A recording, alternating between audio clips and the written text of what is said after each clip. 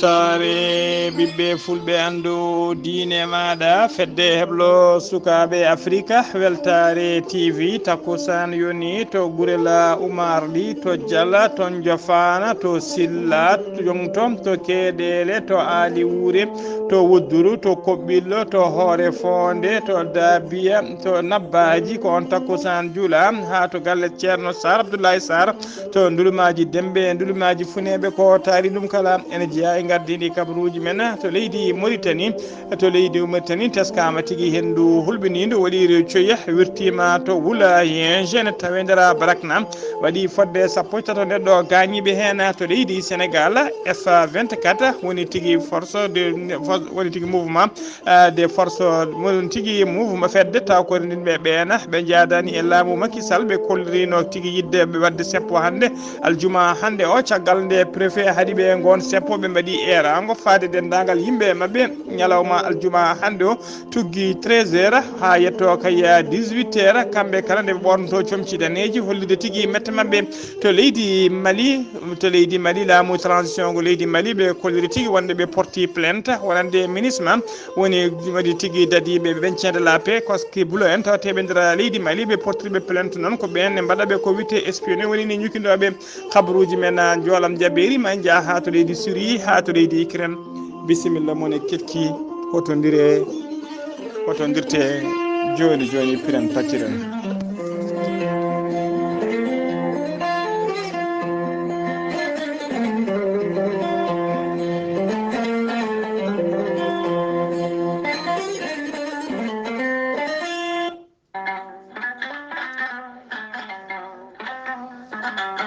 kura ko koddiɗo belɗo hen banggue jawɗo bomde so tawi mbaɗɗa hen ko matériel mo moƴƴani comptoir français de électricité ari e dow moɗon addani moon ko produit moƴƴo matériel original giwɗo toon to leydi France taw kadi an gonɗo e mahango guila e galle ma ha e batimaji maɗa jumaji e jamaji kala ko maha toon son jokkodire comptoir français d'électricité mawon keɓen hoolare timmude no feewi an mahaɗo galle mum aɗa waɗi hen kalisaji ha heewi aɗa itti ɓoggi courant ɗi moƴƴani walla contact uji goɗɗi aɗa waɗi hen saaha kala ene bonna matériel uji maɗa ene suma lampaji maɗa jokkodire comptoir français d'électricité joni keeɓa hoolare comptoir français d'électricité tawete koto Dakar lamorgo leydi Sénégal to Kermassar tabande temedere hakkude mum e Auchan koni henna sifori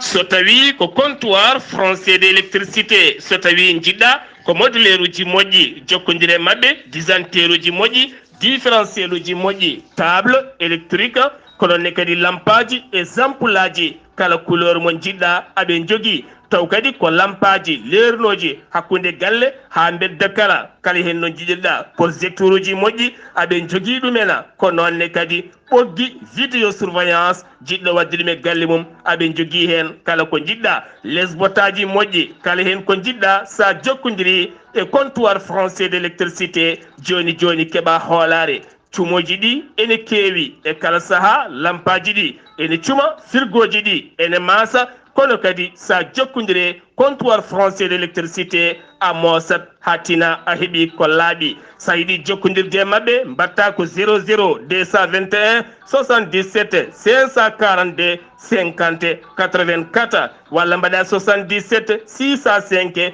48 02 musidɓe tedduɓe jaɓanena comptoir français d'électricité e dow meɗena kettode kabaruji mon e ɗemngal pulaar Afrique, Asie, Europe, Amérique, Moyen-Orient, Océanie. jam nyalle mon musidɓe tedduɓe eɗen gone mawnde no gase tati lewru korse hitande ujunnaje ɗiɗi e no gase tati habruji mon e ɗemgal pulaar e sawtaye ko musidɗo mon sehil mon Ghalii Abuu Bah to karallagal ha mbawon yiide en to banggue nate ɓosoje ko miñi men sehil men Saydou Abou Bah hono mbiruno eɗen gardidi kabaruji men ko to leydi Mauritanie pudorɗen to ƴen ha to Guidi Maga hendu waɗeru coyi hulɓinidu tawi kay hendu waɗeru coyi hulɓinidu to wirtima tigui walla tenama e nder goɗo wuuro wiyetego Wulayenje Wulayenje noon tawi e nder région de Guidi Maga teskama noon yimɓe sappo e tato gañima hen e oɗo saaha joni nawama to cuuɗi cafrirɗi hono jagorgal leydi Mauritanie kalfinade ko fate gueɗe nder leydi e jaccina gollamu o holliri tigui wonde commission tafama on commission noon ma yetto toon to Wulayenje wawa kay dardude guite mum e ɓedde bonande nde honno fotiri teskama kadi to tigzigza tonne ko hendu mawdu no fewi arino toon yandini toon fonde no gas joyi mbara walla caleje to hoddel harbine toon hendu mawdu yettima toon potoji courant kewɗi ɗuggitima maɓɓima e leydi laamu leydi Mauritanie noon tafi commission guila kay darɗo lewru juin gonɗen ndu tawi ko premier ministre woni hoore jagoɗo leydi ndi Mohamed Bilali Wula Messoud kañuma ardi on commission noon ko halfinaɓe kay ko fati ƴettude peeje falade jayaji kewɗi taskede kay e kala saaha en to ndungu ari ha tenti noon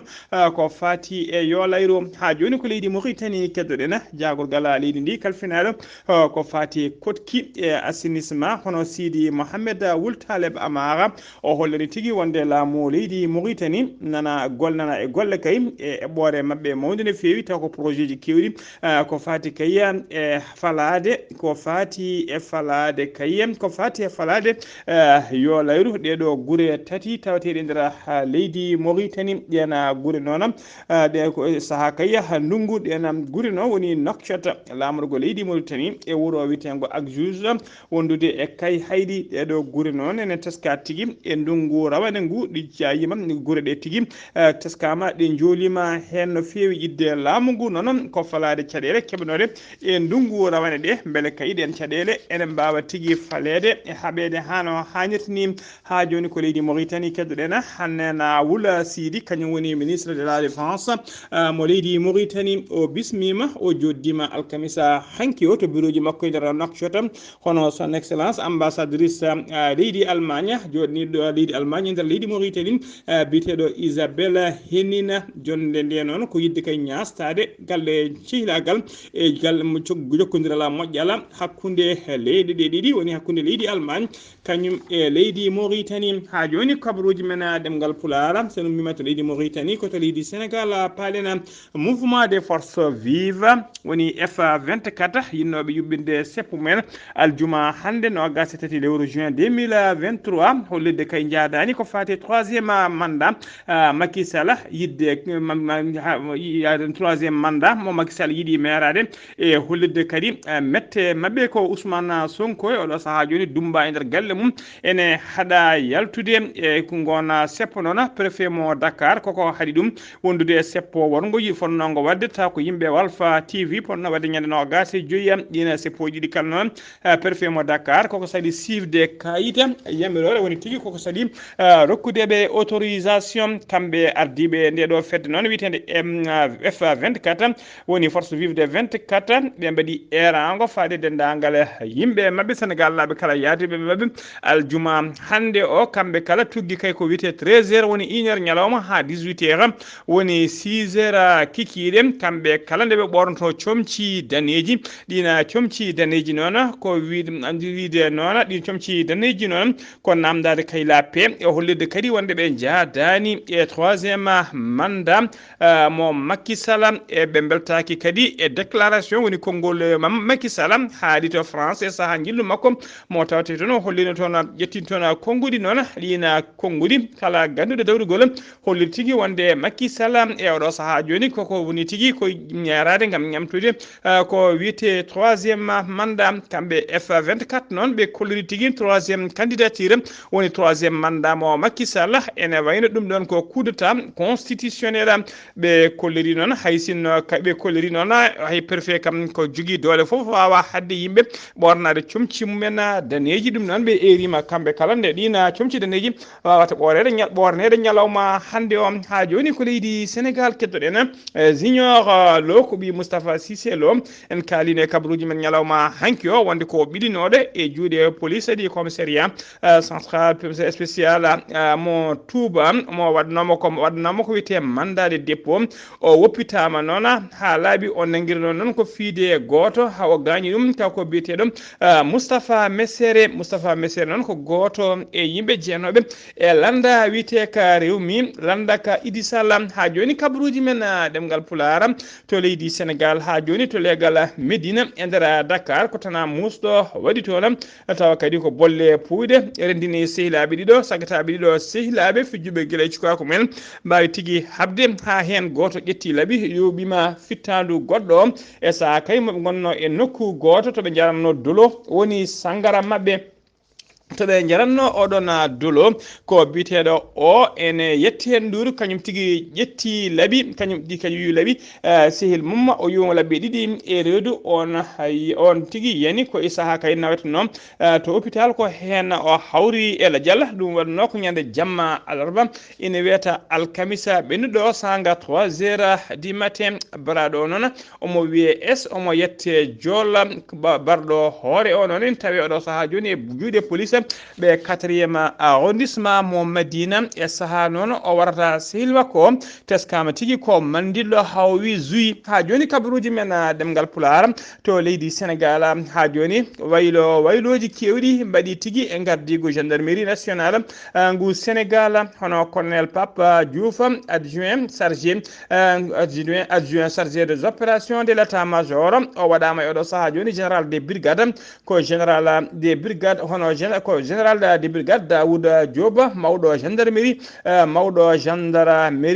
brigade mobile ko kañuma lomtimo kanko o woni gardiɗo e oɗo saaha joni gendarmerie territorial hono général des brigades Martin Faye ko kañuma woni cukko général waɗama kañumne cukko général Moussa Fall wayloji kewɗi goɗɗi mbaɗi tigui e gardigu gendarmerie he ha joni ko leydi Sénégal keddoɗen Bilal Camara so renaki lahal mum julde taske tawat ɗum ko nder kasoji caggal kay nde o wiya teɓa tawi ko brigade de recherche kañuma teɓima ko jilatno noon oɗo saaha kala caggal kay nde o filno vidéo makko e nder vidéo he noon o suuɗaki tawa kadi ko yeeso makko ne mo wawi heptinede omo ƴetto hen yummuma Macky Sall omo ƴetto Macky Sall horoji leydi ndi omo ƴetto kadi jinnaɗo mum debbo o woppani dendagal dadiɓe guila e gendarmeɓe ha e police ji leydi ndi kala omo ƴette ɗumen taw ko ƴettoje cattuɗi no feewi guila nde vidéo o feeñi noon brigade de recherche wonno tigui ko yiilade mum kadi vidéo o ene sari no feewi e nder réseaux sociaux ji ha tengti noon e ɗo réseau social ɓurɗo hande dowlude biteɗo TikTok vidéo o noon filmano koye saaha seppo tawi kadi gona seppo omo yiye hen omo waɗi jeelogal Ousmane Sonko e dande makko kanko Bilal Camara noon o jeeya koto leggal bitegal Dalifort e nder Dakar omo yaada duuɓi 33 kono o teeɓa koto leggal Pikine ko maçon ɗum woni golle makko e nder vidéo he noon omo wondi e sehil makko goɗɗo on kañum e hoore mum ene wiyamo kañum ɓuuri wulde huno kono ƴetto on noon e oɗo saaha joni ne jiilaw cattuka no feewi ha joni ko leydi Sénégal keddoɗen accident musɗo waɗi aljuma hande 23 lewru juin 2023 sanga 11h accident waɗi ko sara face hôpital face camp militaire mo Kédougou suka tokoso taw ko mécanicien moto jarano duuɓi 22 biyetenoɗo Aliou Ba ko hen wasi fittade muɗum militaire goɗɗo noon kañumne barmi hen barmande musde no feewi accident o noon ko motoji ɗiɗi kañumen pelbodiri hen moto goto komo hinde TVS goɗɗo o komo hinde Jakarta ɗiɗo kala noon motoji ɗiɗi kala noon taskama ɗi gonno tigui koye vitesse pakkiɗo no feewi ko ɗon ɗi pelbodiri militaire barmuɗo hen o noon nawama to hôpital région Amata Dansokho ha joni kabaruji men ɗemgal Pulaar to leydi Sénégal jeena ha to Ziguinchor jabɓuɗen musidɗo men sehil men Amady Saga Kébé assalamu aleykum wa rahmatullah. Assalamu wa rahmatullahi ta'ala wa barakatuhu. Ghalii Abuu Bah salmitama e dennangal hettoɓe Weltare TV kabaruji garanɗin ɗo e nder Ziguinchor jeheten ko to e Mandina Mankani ina wayno kamɓe dey hecci hanki ɓe piniri holɗum ko muusi suka maɓe biyeteɗo Barthélémy Diatta ina wayno ko baraɗo MDS en ɓe jagginomo gila lewru janvier fewde joni kamɓe ɓe ndewi hen yo ɓen goppuɓe calima société civile e dennagal yimɓe ɓe fof ñaaguimama ɓe chrétien en ɓe ñaaguima labbe en ñaaguima ɓe calima ina wayno suka mabɓe onon armée ɗe feeñiniɓe ɓiɗɗo o ko baraɗo ɓe gaari ɓe timen ɓe kollitino mette mabɓe ɓe kolliti ɗum ɗon kam yon ha laaɓa so ronki ɗum kamɓene koɓe hattotoɓe ɗum noon yo laamu ngu waw darade haalanaɓe ko ɓuuri yawde yaccade yooɓe goppu ɗeɗo gueɗe hakkude mabɓe so tawi en garti ɗo henna e muma gueb boppu hono Bougane Gueye ina wayno o yeehi ɗo e mawɗo labbeɓe holɗum François Diatta kanko ardi ɗo labbe naaɓe o holliti noon yo noddu président de la république o wawa woppude prisonnier ɓe temedde joyi jaggaɓe beele ina koota galleji mabɓe kanko oɗo François Diatta o jaabima o wi onon opposaji ɗi e onon laamu ngu onon foof omo nodde jaam mbaɗe jaam laamu heɓata ɗum doole heɓata laamu ko kartal ittata laamu ko kartal wona doole hoto mbaɗe ɗeɗo doole oɗon bonna leydi ndi ɗum ɗon so tawi jaam ari nde yimɓeɓe mbawa gollade kaaruji biyete dem dikka de ina wayno Dakar dem dikka ɗeɗo balɗe foof eɓe gulla yo gar ummade Dakar fewde ga ina wayno ardiɓe kaaruji ɓe noon jaabima mbi kamen de kaaruji men garata ummade Dakar fewde Ziguinchor saabu deeƴal ala so tawi deeƴal ala kamɓe ɓe ittata matériel uji mabɓe eɓe mbaɗa tali ina bonne ŋañalde ɗum noon ɓe mbaɗani hande ɓe mbaɗani janggo ma deeƴa tan nde ɓe puɗɗa addude hanki de ina wayno météo ɓeeti ɗo ina nguleki no feewi ɗo e nder Ziguinchor holɗum ɓe ɓeeti Ziguinchor de hanki dañi fodde 37 degré nguleki Bignona dañi 37 degré nguleki Cap Skirring dañi 35 degré nguleki Kafountine dañi 34 degré nguleki ina wayno hanki noon kam wuli no feewi ɗum noon Weltare TV Moussaman Ahmad Issa Keɓe gorko mbotto kabruji ɗo fuɗa radio ZFM jokkodurde e Ghalii Abou Bah yo Allah to walde jaam allahumma amina seydi Keɓe golle ma jooɗi peewi senno mima to Ziguinchor koto leydi Mali paaɗena pelle biyeteɗe groupe signataire de l'accord taweteɗo to rewo leydi Mali ɓe joddima kamɓe kala ɓe ɓayini communiqué mabɓe on communiqué noon ko hollirde wonde ɓe jaadani e wooteɗe référendum woni memtugol tunorgal baɗanoɗe juɓɓinnoɗe ñande sappo e jeetati lewru juin 2023 ɓe nani ɓe namdima kadi kadi nde manda ɓena witeɓe MINUSMA woni laafaji boy woni casque bleu en groupe de maintien de paix tawateɓe nder leydi he ɓe laamu transition wi tigui yo jaltu leydi mabɓe ko ɓuuri yawde e yaccade kamɓe pelle biteɗo groupe signataire ɓe namdi kamɓe ko oɗon ɓeɗon koninkoɓe laafaji mbulaji ne manda mabɓe waɗete tigui renouvelé beele ɓe mbawa heddade e nder leydi he ɗen pelle noon goni fedde witede CSP wondude e PSD ko pelle mawde no fewi dindinde pelle kewɗe goɗɗe taw ko sifodirnoɓe ko fate jaam e sifodirnoɓe kadi enen dartodira pellodiral hakkude mum e koninkoɓe ɓe leydi Mali ko ñande 21 lewru juin ndu gonɗen ɗo ko ñande hen ɓe mbanno oɗo communiqué ha joni ko leydi Mali keddoɗen ko ñalawma hande 23 sanga 16h30 fayi 17h woni oɗo saaha mo kalaten catal halfinaɓe ko fati tigui e subgoji e nder leydi he ko ñalawma hande ono ɓe dokkuno wonde kayma ɓe jaltina communiqué ko fati oɗo référendum maɓe jaltina kay résultat ji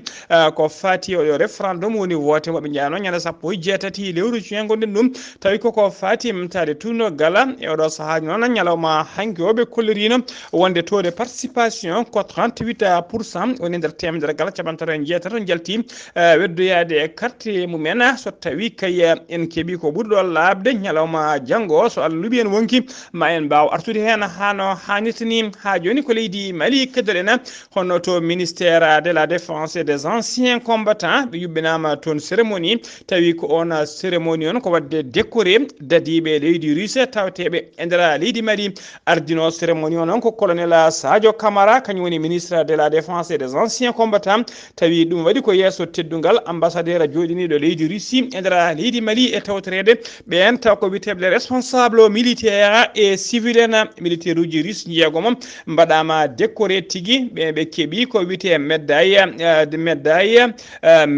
de mérite militaire à titre étranger et exceptionnel. ha joni ko leydi Mali keddoɗen laamu transition ngu leydi Mali ɓe kolliri tigui wonde ɓe porti plainte contre MINUSMA woni tigui maintien de la paix des Nations Unies tawateɓe nder leydi woni casque bleu en ɓe kolliri noon MINUSMA ɓe ko portiɓe ɗumen plainte ɓe kolliri noon wonde kayya on MINUSMA noon ɓe ko takkunoɓe kayya wonde koninkoɓe leydi Mali e gollidiɓe mumen mbarino fodde kene ɓuuro temedde joyo neɗɗo e nder wuro wiyetego Moura e nder centre hakkude leydi centre Mali e lewru mars 2022 ɗum noon nden gollon takkugol noon ko ɗum ɓe porti plainte ɓe porti plainte kadi wonde MINUSMA ene diwna avion ngaji mum espion e nder leydi mabɓe taw wondani e yamirore ɗum noon koye mbaadi espion woni ñukindadeɓe koye ndina mbaadi noon ɓe kolliri wonde koɓe portuɓe plainte habaruji men joolam jaɓeri koto leydi russe paɗena fedde gotagu windere des Nations Unies ɓe nuldi ballal nguura e safruji woni aide humanitaire faade leydi russe ballal ngal noon ngal yettima aljuma hande no gas e tati lewru juin e nder nokku to robbel en e to jihadiste en ɓurete tawede e nder leydi Syrie ɗum noon tawe to banggue rewo ɓaajo hirnangue leydi ni ballal ngal noon ngal ummori tigui koye nokkuji taw ko yimɓe koninkoɓe Bashar al-Assad to tawate ko toon ngal ummori ngal wawi yettade oɗo saaha joni e nder nokku to robbel en tawate tawi ngal haɗaka yettade ɗum noon ene holli tigui wonde e oɗo saaha joni jamna fuɗɗima artude seeɗa e nder leydi Russie koto leydi Ukraine koto leydi Syrie plutôt koto leydi Ukraine paɗena laamu leydi Ukraine ɓe kolliri tigui wonde ɓe kolliri wonde laamu leydi Ukraine ɓe kolliri tigui wonde ɓe cammini aljuma hande no gas tati lewru juin 2021 e jamma hande o ɓe cammini fodde sappo e tati missile hinde croisére tawi ko koninkoɓe leydi russe kañuma aynino e mabɓe taw kadi ɗina russe naɓe kadi ɗin missilaji ɗi toɓɓuno ko aéroport Tokos woni aérodrome militaire tawateɗo e nder région tawateɗo e nder hirnangue leydi ndi ɓe mbawi samminde ɗiɗon